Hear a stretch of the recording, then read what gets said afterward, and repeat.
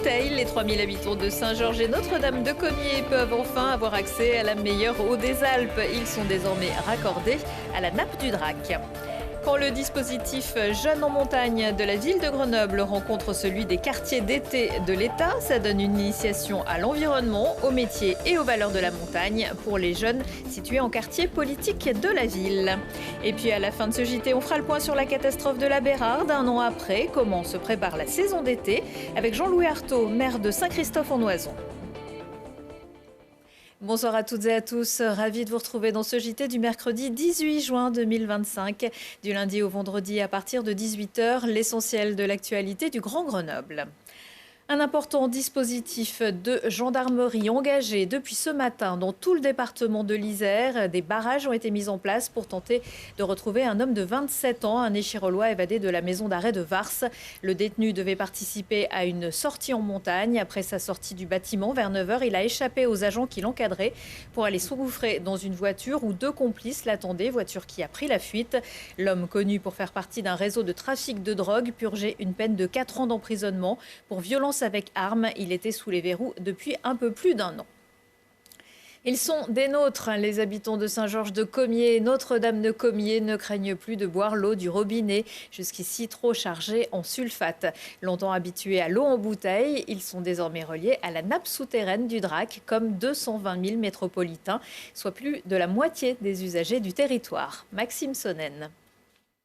Boire de l'eau saine au robinet. C'est un geste si quotidien que l'on peut oublier qu'il n'est pas si évident, comme à Saint-Georges-de-Comiers et Notre-Dame-de-Comiers, qui n'y ont pas eu accès pendant très longtemps. Mais maintenant, c'est chose faite. Les deux communes viennent d'être raccordées à la nappe souterraine du Drac. Et bien d'avoir une eau de très bonne qualité, puisque c'est une des meilleures de France. De ne plus avoir d'adoucisseur et de chlore au robinet le matin quand on l'ouvre, donc une qualité de vie retrouvée. Et puis c'est un geste environnemental, puisque tous les Saint-Georgeois achetaient beaucoup de bouteilles d'eau, donc plus de plastique et plus de tri, donc que du bénéfice pour tout le monde. Jusqu'ici, l'eau qui sortait des robinets était très sulfatée et la concentration en chlore lui donnait un goût particulièrement mauvais. C'est sous la pression des habitants, mais également de l'Agence régionale de santé, pour qui l'eau ne correspondait pas aux normes, que la métropole s'est lancée dans des travaux longs de 30 mois. C'est 10 km de tuyaux posés le long des routes, en travers du Drac, dans la nature aussi, sur les chemins, dans les petites rues de la ville. C'est des stations de pompage, c'est 3 pompages successifs, en repartant d'un puits qui existait, le puits des îles du Drac. Au total, 6,7 millions d'euros ont été dépensés pour ces travaux. À présent, les 3200 habitants des deux communes vont pouvoir profiter de la même eau que la majorité du territoire couvert par la métropole. C'est ça la métropole, c'est l'esprit de solidarité pour permettre d'avoir un service public jusqu'au bout, dans les villages aussi, tout simplement, qui étaient alimentés par une eau qui pouvait présenter des non-conformités à certains moments. Un brochet décore la station de pompage aux abords du village, symbole de l'arrivée d'une eau enfin pure.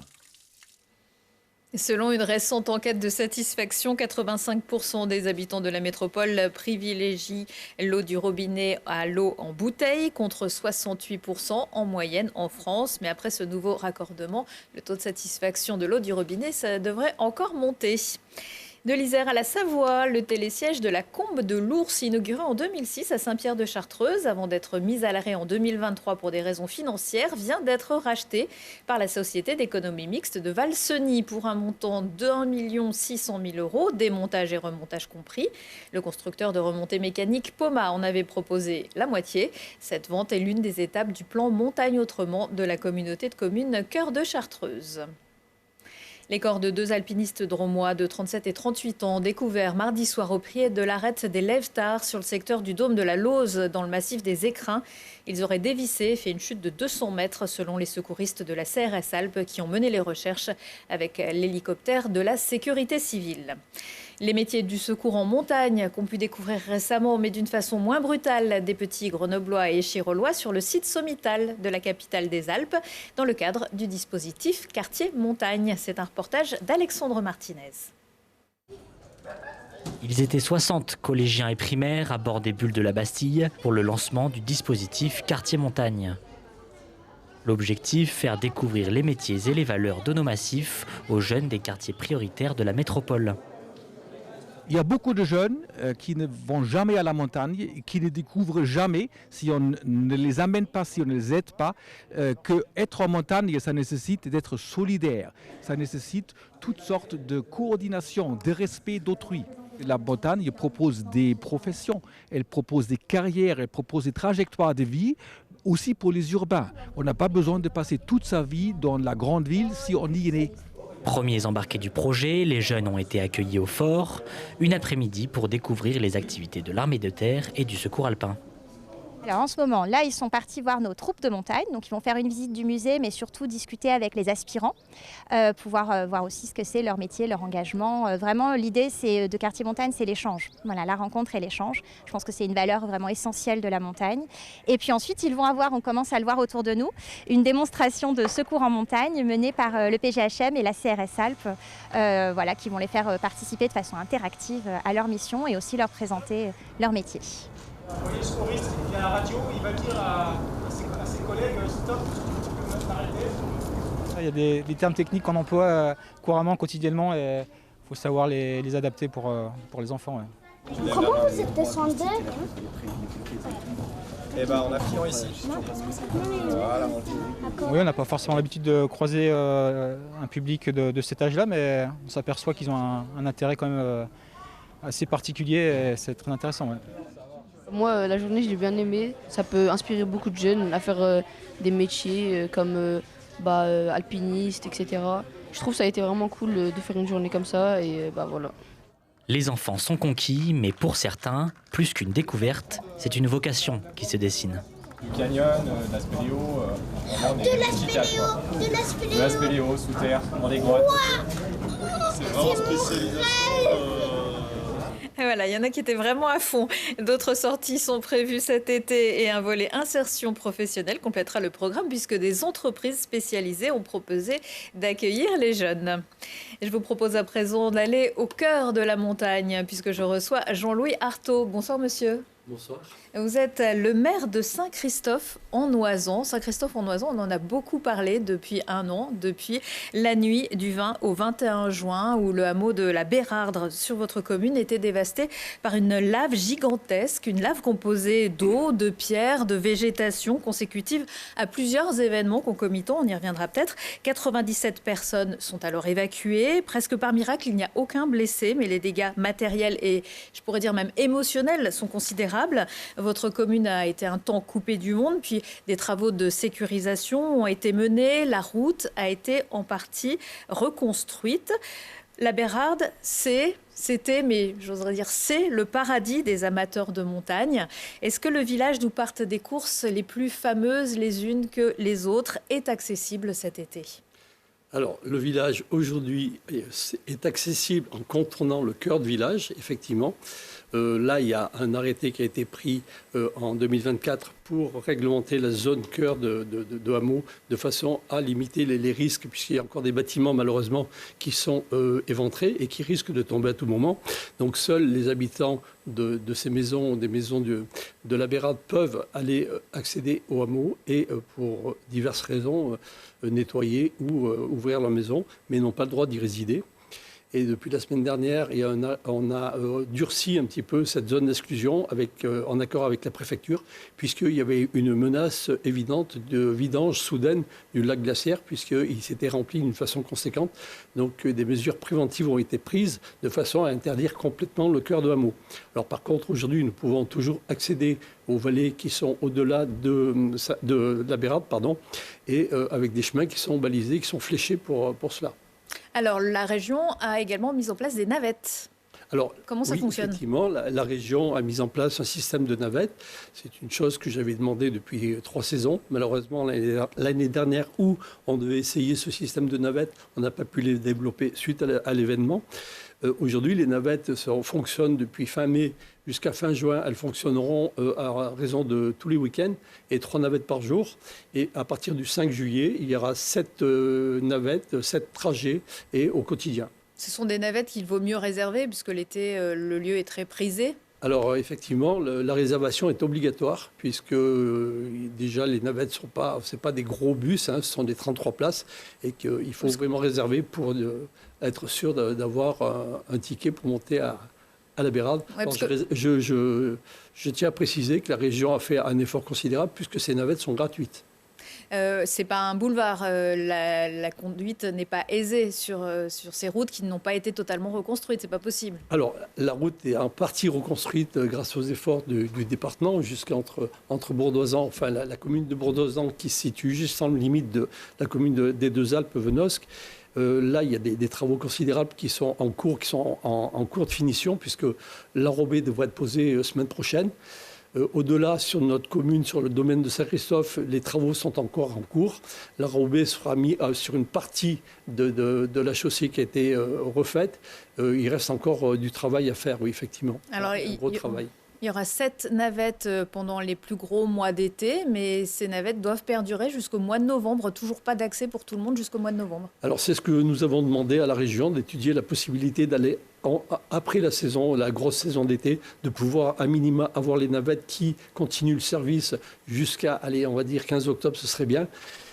Puisque aujourd'hui, l'arrêté réglementaire du département nous interdit tout transit automobile autre que les résidents et les ayants droit. Donc effectivement, ça limite beaucoup l'accès aux touristes. Voilà, ça limite l'accès au tourisme et du coup, ça limite l'accès à des revenus pour toutes les personnes qui sont installées en tant qu'hôteliers, restaurateurs et d'autres. Bien évidemment, l'économie va en pâtir. L'année dernière, on a une économie qui a avoisiné un chiffre d'affaires pratiquement égal à zéro. Cette année, nous, ce que nous ne voulions pas, c'est justement avoir une deuxième année blanche. Malheureusement, là, on s'achemine déjà vers une année qui sera certes pas comme les autres, parce que ça, je l'ai entendu à plusieurs fois par les représentants de la préfecture, mais quand même, il faut qu'on ait une activité, à minima, faire travailler les commerces qui sont encore intacts, pas à la Bérarde, mais sur la vallée, et les refuges, surtout les refuges de montagne, puisque l'année dernière, ils ont perdu leur saison pratiquement. Est-ce qu'ils sont indemnisés ? Alors, une partie a été, les refuges ont été indemnisés, les établissements hôteliers ou autres ont été également indemnisés, et ça a été un système qui a été mis en place par la communauté de communes avec un plafond, puisque c'est un pourcentage sur le chiffre d'affaires. Voilà, en gros, le chiffre d'affaires des années précédentes. Et cette année, on a remis en place ce système-là pour les refuges et le commerce qui est situé en dehors de la zone de circulation. Donc les nombreux refuges qui sont un peu au-delà de la Bérarde sont ouverts. Alors ils vont ouvrir ce week-end, ils seront ouverts et à partir de début juillet, ils seront ouverts en permanence. Est-ce que sur place, à la Bérarde, il y a aussi des bureaux temporaires, bureaux des guides qui vont être ouverts, des choses comme ça ? Alors oui, effectivement, nous avons proposé, et ça a été proposé en préfecture pour validation, d'ouvrir le bâtiment d'accueil du camping municipal, puisque ce camping est fermé pour une durée indéterminée, au moins de pouvoir réouvrir le bâtiment d'accueil et qui sera mis à disposition d'Oisan Tourisme pour tenir une permanence de renseignement touristique et également pour le PGHM qui pourront également avoir un poste avancé pour la sécurité en montagne. Il n'est pas question de reconstruire. Il y a eu une réunion il y a quelques mois où les responsables et les experts sont venus dire qu'en fait, il y avait trop de risques, on ne peut pas reconstruire la Bérarde. Alors, reconstruire à l'identique, ça c'est clair que non, puisqu'il y a des maisons qui ont disparu, qu'on n'a jamais retrouvées. Par contre, conserver, et c'est pour ça que nous nous battons, que je me bats au quotidien, c'est conserver au moins l'existant qui n'a pas été impacté. Alors, conserver cette existence, c'est le cœur de village. Alors, bien évidemment, pour conserver ce cœur de village, il va falloir trouver des parades à absorber ces arrivées potentielles de matériaux. Et on a quand même 300 000 m3 qui sont pris comme référence. Donc ce ne seront pas des petits ouvrages et il va falloir trouver le bon moyen technique pour les mettre en place et surtout trouver aussi le financement, puisque ça, c'est une autre chose. Le site est surveillé ? Alors, le site, proprement parlé de l'ensemble des torrents sur la Bérarde, n'est pas sous surveillance. Le lac, par contre, alors il n'est pas sous surveillance, mais il est sous observation. C'est une nuance qui est assez marquante. C'est le lac de Bonnepierre ? Le lac de Bonnepierre, il est sous observation. Il a été équipé par des capteurs. Il y a tout un dispositif qui mesure l'avancée du glacier, qui mesure la profondeur du lac, qui écoute les écoulements à l'intérieur du glacier. Oui, tous ces équipements sont en place. Alors, vous nous disiez au début de cet entretien que le lac s'était rempli, mais bonne nouvelle, il est en train de se vider naturellement. Alors, actuellement, il se vide. Il se vide d'une façon assez conséquente.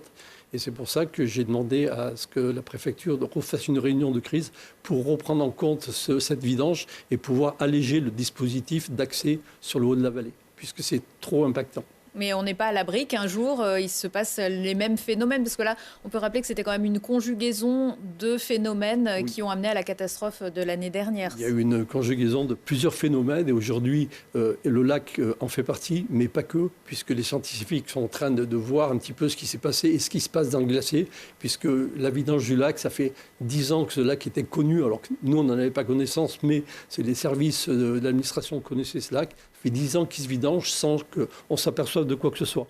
Il a fallu plusieurs événements, notamment une fonte énorme du manteau neigeux. Et je rappelle qu'à l'époque, l'année dernière, à un an en arrière, il y avait 4 mètres de neige au niveau des perches à neige qui sont juste à côté du glacier. Et je regardais ce matin, on est à 75 cm. Donc vous voyez la différence, elle est énorme. Normalement, cette année, ça devrait être bon. Ça a quand même mis l'accent, cet accident, sur évidemment le réchauffement climatique et les conditions pour pratiquer la montagne aujourd'hui. Ça change tout. Alors, les conditions évoluent, bien évidemment. Le réchauffement climatique, on ne peut pas le nier, puisque nous constatons au quotidien des effets du réchauffement climatique, des chutes de rochers ou autres. Et la montagne, la pratique de la montagne est en train de changer, puisque toutes les grandes courses d'alpinisme qui se faisaient juillet-août sont décalées bien avant dans la saison, puisque dès fin mai, nous avons les classiques qui commencent à se faire, et ce jusqu'à fin juillet, puisqu'après, au mois d'août, nous avons des chutes de blocs ou autres, puisque la montagne s'est réchauffée. Donc, il y a forcément un changement. Merci beaucoup, Jean-Louis Erthaud. Je rappelle que vous êtes le maire de Saint-Christophe-en-Noison. Merci. Merci à vous. Dans l'agenda, Pulp Transition à l'affiche du prochain Presse Citron de Grenoble Alpes Métropole, une conférence qui a pour titre « Désirer les transitions » proposée par Lorraine Boudard. La journaliste, autrice et cofondatrice de la newsletter satirique Tech Trash et de Climate, le média plus chaud que le climat, viendra explorer les contours d'une écologie désirable loin des discours d'une écologie punitive. Ça commence à 18h30 et c'est gratuit. Un pur moment de poésie, ça peut pas faire de mal, avec l'avant-première jeudi soir au Méliès à Grenoble du film d'animation Amélie et la métaphysique des tubes, d'après le livre d'Amélie Nothomb et La métaphysique des tubes, sorte d'autobiographie de sa toute petite enfance au Japon. Le film a reçu le prix du public au dernier festival d'Annecy. Le co-réalisateur Lian Chohan sera présent à l'issue de la projection pour échanger avec le public. Retour de l'actu dans 1 heure et en replay sur télégrenoble.net. On se quitte en musique avec le groupe Holly Bones, qui, bien qu'isérois, puise ses inspirations dans les grands espaces du sud des États-Unis. Holly Bones sera en concert gratuit jeudi soir au Rocky Pop, rue de Strasbourg à Grenoble. Excellente soirée à tous. Want you to shine, you want me crushed.